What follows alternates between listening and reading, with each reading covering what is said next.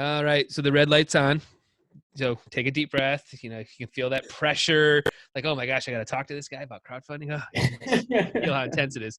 Why don't we start off with a quick sound check? Why don't you tell my listeners what you had for breakfast this morning? Wow, I don't eat a lot, so it's just a cup of tea and a little bit of bread and butter. Okay, that's right to it, right to the point. Bread, butter, tea. That's good.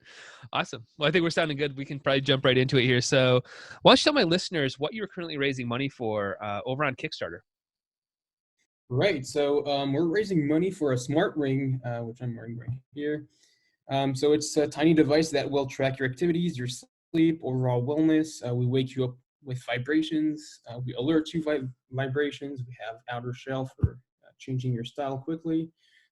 Just a whole bunch of features that we've packed into a smart ring, and we want to show that with the world. That's awesome. So for our listeners who can't see it, I mean, it is really just a ring like on your finger, right? Oh yeah, it's a ring. It's 2.8 millimeters thick. It's 8 millimeters large. So yeah, it's just like a ring with technology inside of it. Yeah, that's awesome. So, you know, how did this idea? Where did this idea come from? How did you get started on it? You know, I mean, Yeah, I've got the watch that's connecting to a lot of stuff, right? It's telling me I got to yeah. stand up in a little bit. You know, so how did you guys start to develop this, and where was that sort of idea come from? There were two main things that made us start this. The first one was, we're big tech fans, of course, and we've been using wearables for a while. And the first thing was we wanted to create something that you could wear in every situation. Typically, we didn't want a smart watch or band that is gadget looking that you won't be able to wear in every situation. Like we've got a lot of people coming to us and saying, I can't wear my band or my watch at night typically, Mhm. and that lack of data during nighttime is bad for your recommendations because it's super valuable to know how you slept to see how you can perform during the day typically. So Mhm. that's the first thing. We wanted something you could wear at all times that is classy, lightweight, and that's just a better solution. The second thing was, and that's more of a personal story, but uh, we wanted typically, I got woken up by my sister all the time when I lived at my parents, with her alarm clock next door, next in the next room, and we wanted a silent and personal alarm clock. So that's the start of the idea as well. Yeah, that's great. What's, you know, now that you've sort of identified, like, we want to, I want to work on this. This is a problem I want to solve, and I think a ring can do it. What starts the process in terms of manufacturing and just design? I mean, I just feel like this is it's a big undertaking. Like, how do you pack all this stuff into the size of a ring, you know? While working on it, everything kind of makes sense. I mean, with all the constraints, like battery wise, with the outer shells, it has to be waterproof. There's a button on there. It kind of all makes sense after designing it. Really, I don't know if that makes sense, but Yeah. because you got to place stuff a certain way, you got to have the antenna at a certain position for maximum emissions. Like it just all comes together after working on it, and we've been on it for more than 2 years and a half. So this is what we've come up with, and we've tried to make it as thin as possible, as pretty as possible, but there's always room for improvement. But Yeah. for now, yeah, That's that's cool. And what's your background? Like, how did you, how did you get started in this? How are you an expert in what you're working on? Like, what's your background? so my personal background, I'm a business guy. I did a business school. I studied finance. I was after that working in banks. So nothing to do with all of that. And just the passion drove me into this. I started doing this working with my friends who are experts in the field, who of course are the technical guys. And yeah, it's just amazing after working on it to realize how cool it is to be in that field, because we've been seeing sleep experts, activity experts, and it's super interesting and amazing to see that you can discover new things with such a tiny device. And Yeah. like I kind of got driven to this, really. That's cool. Yeah. Well, I mean, I know I can speak for myself. Over the holidays, I went out and got the Apple Watch 5 just because I wanted to start why am I waking up? When am I waking Yeah. up at night? What is going on? What am I eating? How much water am I drinking? I want to start consuming this data and then start to shape my life around it. So I think that hopefully more and more people get smarter and smarter in that. And I just feel like, and my own personal story is like, I have a dad who's really sick and he's just Okay. never focused on health at all. Right. And just to start imagining of like, man, would have been awesome if you had all this data, as Mhm. you were growing up, instead of being like, I don't know why I don't Yeah. sleep. Well, there's an answer to that question, Yeah. if you Yeah. know it. So And and I think the big thing too is being able to make sense of this data, and that's what we've been really working on. There's a ton of devices, and that's what we really don't want to be. And of course, that's going to be coming with time. But we just don't want to say, okay, you've slept this well because like we just don't want to say, okay, you've slept 9 hours. Okay, you've ran 9 kilometers and burned 3,000 calories typically. right, We want to be able to say, okay, you've slept poorly because you took time to fall asleep because of right, factors X, Y, Z. right. We want to be able to pinpoint those. Yeah, Yeah, that's a yeah, big. that's very cool. So, you know, what sort of happens in this process in terms of like prototyping? Like, how many stages does it have to go through? How long is? I mean, you mentioned 2 years, but like, how long does this process go until you start to get on Kickstarter and all that sort of stuff? I mean, I know doing a hardware product is challenging. So, what's been sort of like the biggest headaches and stuff behind this? So in terms of prototypes, our team did about 5 or 6 iterations before getting this one. Um, and we, of course, what we really wanted to do, and that was a condition to get on Kickstarter, was going as far as possible with the funds and with the time that we have before launching on Kickstarter. Right. We just didn't want to, present a product that isn't working properly or that's missing features or anything like that. Mm-hmm. We really wanted to go as far as possible. So you can ask yourself, okay, I'm going to stop after 2 iterations because I need to raise funds. But the downside of that is that it's not going to be as advanced as you can make it, and people are not typically going to be as confident in your team and your product if you just do that. So there's a kind of a balance, and we've tried to get as far as possible. Yeah. So yeah, 5 to 6 iterations. Wow. Wow. Yeah, I know we've worked on a number of hardware products, and it's just the delays, the little things, it's not quite right. I got to fix it a little bit. We just know that can keep you up at night. What do you think? What was the moment maybe in this project where you just really knew you had something? Where you were like, okay, this is not a stupid idea. This is really something. Was there a moment where you and your team just knew you had it? Um, when we initially had the idea of the ring, that was 5 years ago. Um, and at the time, there were just 1 or 2 smart rings on the market, Mhm. and we knew it was a super new idea. And as time went by, new players came into the market, and we were more and more scared to get started, and we were more and more, we thought, okay, it's maybe not a good thing to do. But then we started working on it, and we realized after being able to make so much out of this tiny size that we do way more than many, if not all, of the other market players. Mhm. Interesting. We can make something out of this, and we just continue working super hard on it, and yeah. That's awesome. That's really great. So let's flip over a little bit to the Kickstarter. I mean, we're talking right now, and you've got about 26 days to go. And you had a goal of around, US dollars, about 22,000, give or take, somewhere around there. But right now, you guys are at 180,000 with a lot more days to go. A ton of backers, 842 backers. So, what was some of the reasonings why you decided to take this product to the Kickstarter world in terms of launching it? Like, what were some of the conversations like internally? Why do we bring it on Kickstarter? Yeah. Yeah. Um, Really, for 2 reasons. Of course, one, to raise funds, Hmm. because we need it. I mean, when we talk about manufacturing, it instantly costs 20 times more money, and so we need the money for Yeah. sure. And the second thing is being able to find potential customers that are ready to support us. And the thing is, on Kickstarter, I think it's the perfect target for us.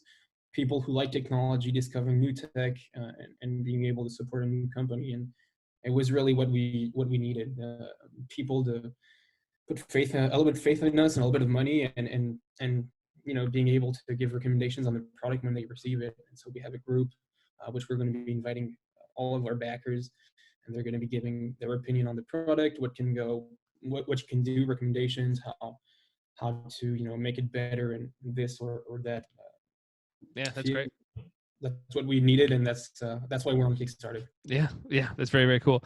What has has there been anything that sort of shocked you a little bit in terms of like, maybe stuff in the dashboard or around like, oh my gosh, we got a lot of backers in Norway, or just anything that's been sort of, wow, we didn't expect that. Um, hmm.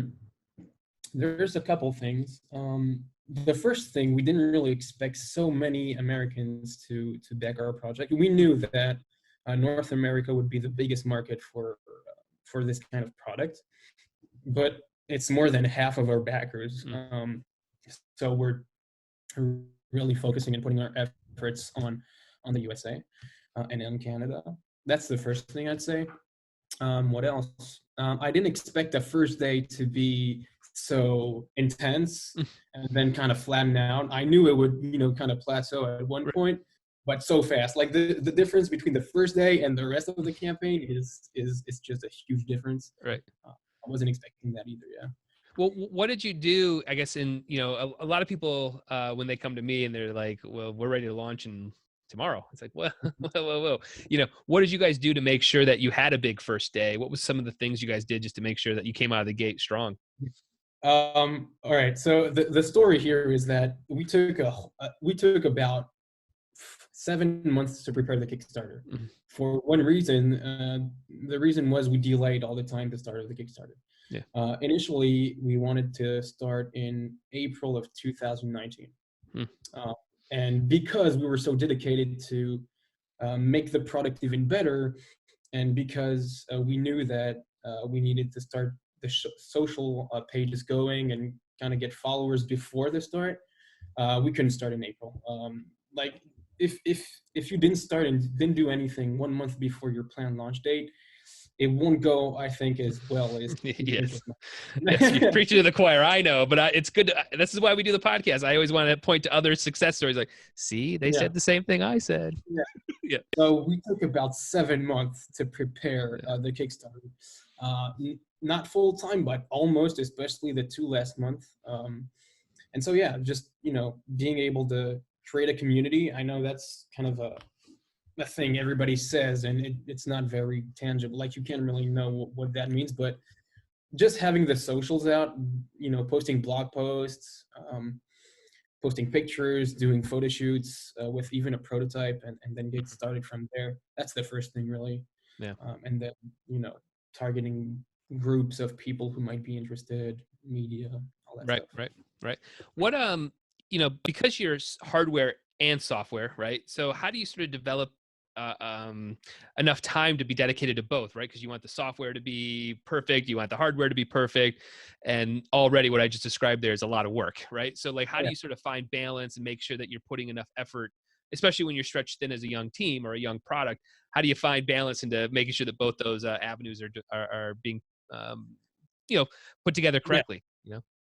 Wow, we do our best, but so we started building first the hardware, of course, and then coding the firmware Mm. at the same time as making our app on Android. Because right now we have it on Android, we're developing it right now on iOS too, but we have the full Android app ready.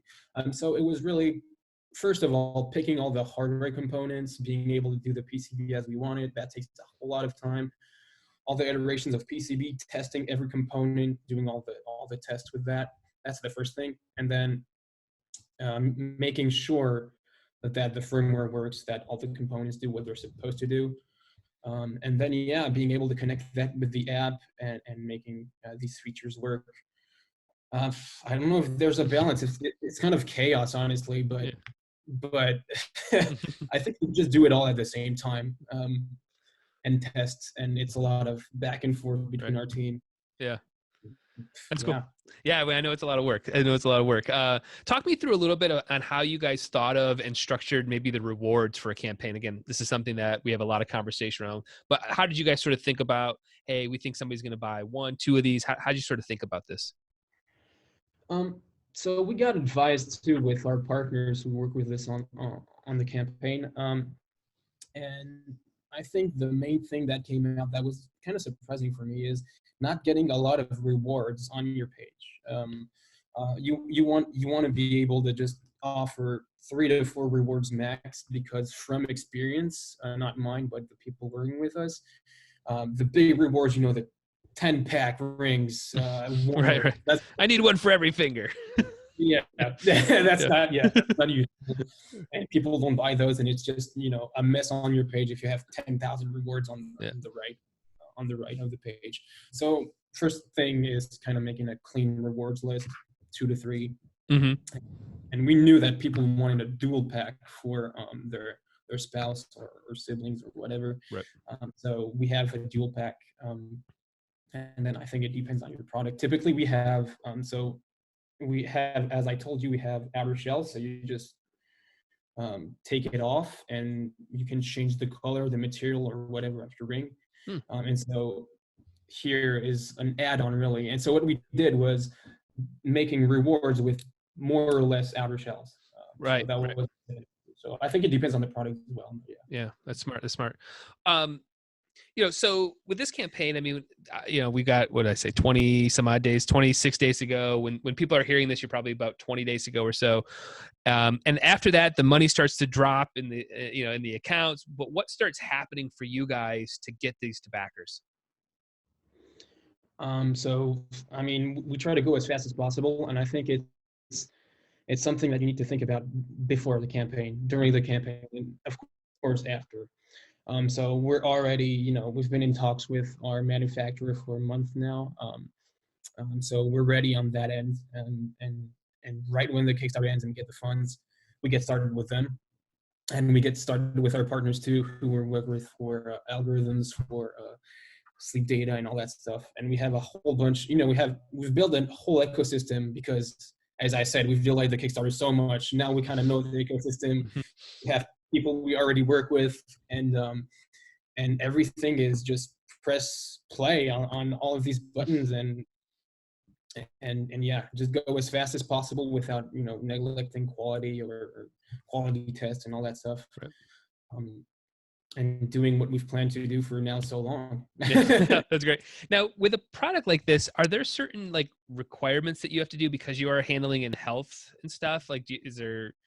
I don't know. I guess I just bought a watch. I hit agree to everything that pops up, but like, what do you have to do on the legality side of a product like this? I mean, we've put ourselves in a position where we don't need to be so cautious about health related stuff because we're not an FDA approved device. Mm, So we released this version as more of a lifestyle wellness product. mm, So we don't give advice on your health, right. um, but we get more.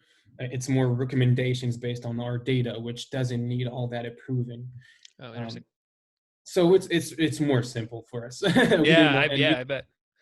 yeah, being certified as a medical device in Europe or being FDA approved in the US takes just so long. Right. So we can't really bother with that for now. Yeah, that's interesting. Is there any like thought that you would become that at some point? Like this is in hospitals, but you have to go through all, is that something that you guys at least talk about? Or you're just like, man, you know what? That's a whole nother animal. So, It is a whole other animal, but we're ready to do it because we've got so much interest from labs, clinics, doctors, students, athletes, that it's going to be the natural path for us, the right. next thing, the next step. And it's super interesting too, being able to detect abnormal heart rhythms or sleep apnea and all that stuff with just a ring is kind of novel and crazy to think about. And even by passion, I think that's where we're going to be heading. Yeah.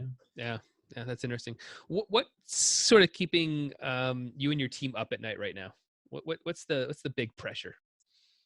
Right now, getting those numbers even out and not going downwards. um, yeah, just we want to make the most of it out of this Kickstarter, not just to money wise, but in terms of reach. It's a great opportunity as well.